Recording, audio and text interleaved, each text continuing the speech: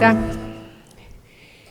Muidugi, kui me mõtleme praegu sellele, mis toimub mitmes Ukraina linnas, kus inimesed on järjest karmistuva külma käes, torud on külmunud, siis kõik see, mis toimub meie küberturvalisuse maastikul, ei tundugi nii kohutav.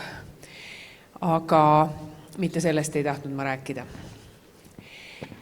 Kui öeldakse, et kõnet on alati hea alustada mingi isikliku noodiga ja kui ma mõtlen selle peale, et ma siiski olen vanem kui Kriiper, siis see on tegelikult ikkagi natuke hirmutav.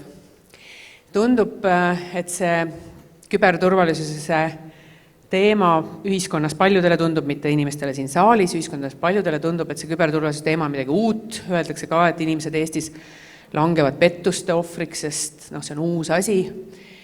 Aga kui me mõtleme, et Kriiper ehk esimene loodud pahavara tähistab tänavu 55. sünnipäeva ja sellele vastu loodud tarkvara Reaper või Reaper tähistab järgmisel aastal 55. sünnipäeva, siis me näeme seda, et isegi enne interneti ajastut on see sama tsükkel kogu aeg käinud. Keegi paha inimene mõtleb välja midagi ja keegi hea inimene mõtleb selle vastu midagi välja. Ja selles mõttes ei ole ju midagi väga olulist või suurt muutunud.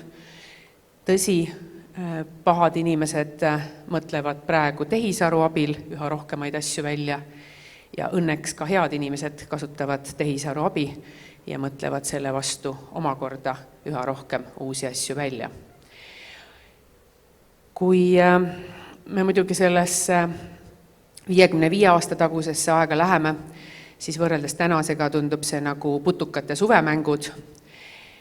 Asi on kõvasti levinud, sest me kasutame ka teistsuguseid asju, aga teisest küljest jällegi see 29 miljonit eurot, mis Eesti inimestelt raporteeritud osas, kindlasti see summa on ju suurem, Eestist välja läks, ei tähenda ainult hävitatud inimsaatusi, vaid tegelikult mõjutab kogu laiemat pilti ja mõjutab ka seda pilti küberturvalisuse, küberusalduse, digiusalduse ja selle raames.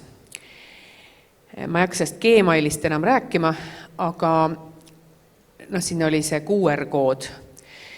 Kui QR-koode peetakse üldiselt küll üsna turvalisteks, siis kui me mõtleme sellele, et mis on see sõnum ühiskonda laiemalt, see sõnum ühiskonda laiemalt on ju see, et ära jumala eest kliki mitte millelgi. Ära tee seda. Et selles mõttes ma ei taha nüüd ära rikkuda selle inimese tuju, kes kindlasti heade kavatsustega selle suurepärase QR-koodi siia seina peale tegi ja mängu sinna ka välja mõtles, et kindlasti need kavatsused olid väga head, aga eks ta natuke mõjub nii nagu allveelaeva Dallas kapten, tuuma-allveelaeva Dallas kapten kunagi teatas kuulsa lause CIA agendile, kes laeva külastas Intelligence Agency Central, what a contradiction of terms. Ehk et minu üleskutse küll on selles, et see, mida me terve ühiskonnana saame teha, ja jällegi see ei ole sõnum ainult siin saalis viibijatele, vaid tegelikult väga-väga palju laiemalt, on see, et me peame ikkagi üle vaatama kõik protsessid, kuidas need protsessid on inimeste jaoks lihtsamad ja ohutumad, et me riigi poolt, avaliku sektori poolt ei paku üldse inimestele niisuguseid asju, mis on äravahetamiseni sarnased mingisuguste lõksudega. Ehk et me telefoni teel mitte kuskil ei küsi PIN-koode, puudutab ka pankasid, et me ei saada neid linke niimoodi, et seal on mingi uhke pealkiri ja selleks, et sa seda lingi tegelikku sisu nagu näeksid, pead sa mitu korda klikkima. kui siin alguses oli küsimus, et kes teab kedagi, siis ma veel ohvriks ei ole nagu sattunud, aga imelikke asju juhtub. Mul laps läks Tartusse õppima ja nüüd talvel läks külmaks ja siis ta avastas, et tema see noorkotkaste õhukene kilejope võib-olla enam ei ole piisav ja siis ma tellisin talle Tartusse jope, Omniva sinna pakiautomaati.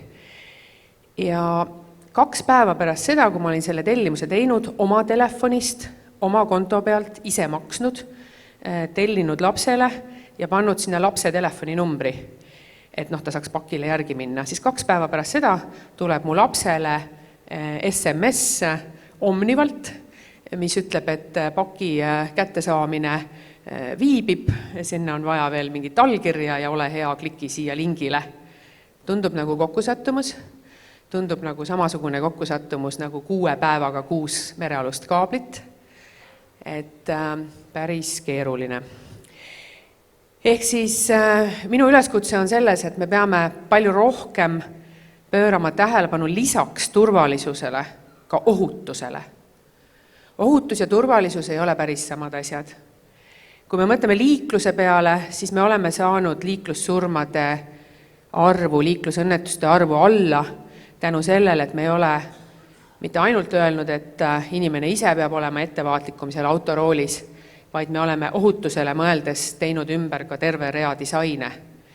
Me oleme muutnud seda, kuidas tänavad on ehitatud ja kujundatud, me oleme muutnud seda, kuidas autod on ehitatud ja kujundatud. Me ei jää lootma ainult selle peale, et inimene ise on nii tark ja teeb kõik asjad liikluses õigesti. Täpselt sama puudutab tegelikult ka küberturvalisust, et me peame terve riigina rohkem tähelepanu pöörama lisaks turvalisusele ka ohutusele. Kuidas on mis tahes teenuse disain, et ta lisaks turvalisusele oleks inimeste jaoks ka tänu sellele disainile tegelikult ohutu. See on minu kõige peamisem üleskutse siin praegu.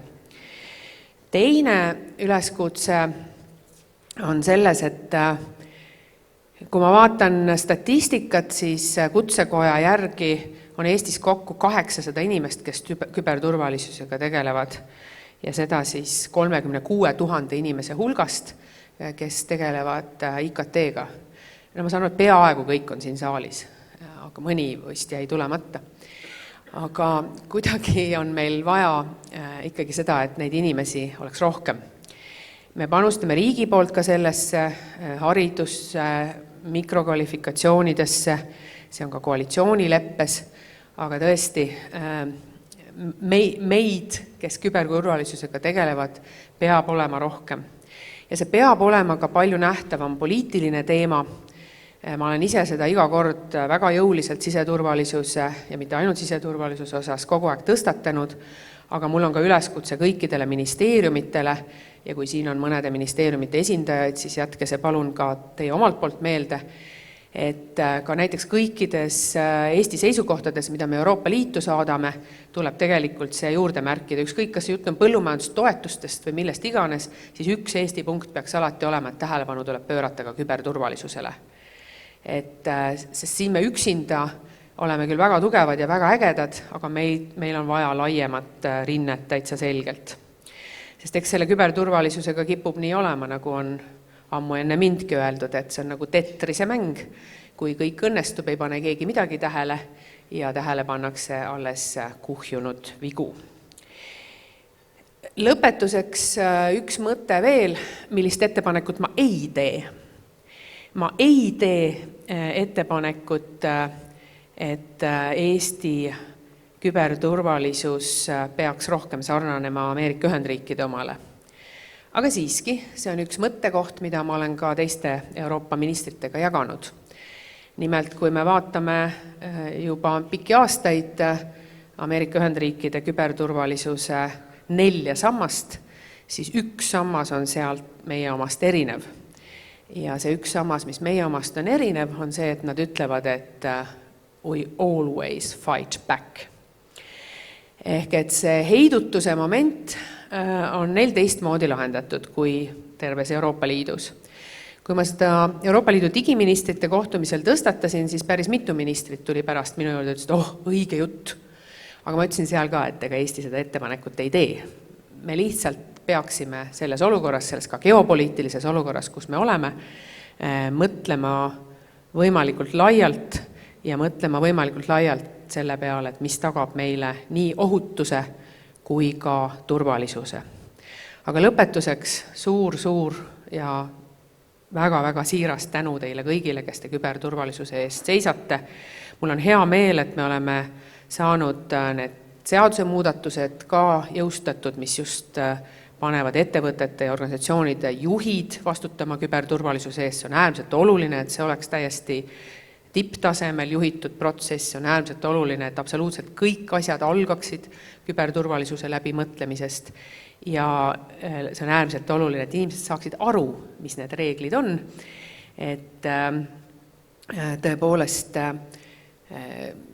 keegi ei jaksa, ühegi asutuse sekretär ei jaksa läbi lugeda 700 lehekülge pikka ja keerulist teksti. Et me peame tegelema ka sellega, et see, mida me tahame, oleks inimestele arusaadav, selge, väljendatud eesti keeles. Ma ei tea, kas siin on Algoritmi podcasti inimesi, äärmiselt tore podcast, mulle see väga meeldib, aga üsna sageli on seal see tunne küll, et peaks panema nagu eestikeelsed subtiitrid alla jooksma. Aga sama on siis ka laiemalt, et püüame ka ministeeriumi poolt seda teha, et tõlkida küberturvalisuse keelt laiemale avalikkusele. Niisiis lisaks turvalisusele ka rohkem ohutust ja see on tõesti terve ühiskonna teha. Aitäh ja head konverentsi!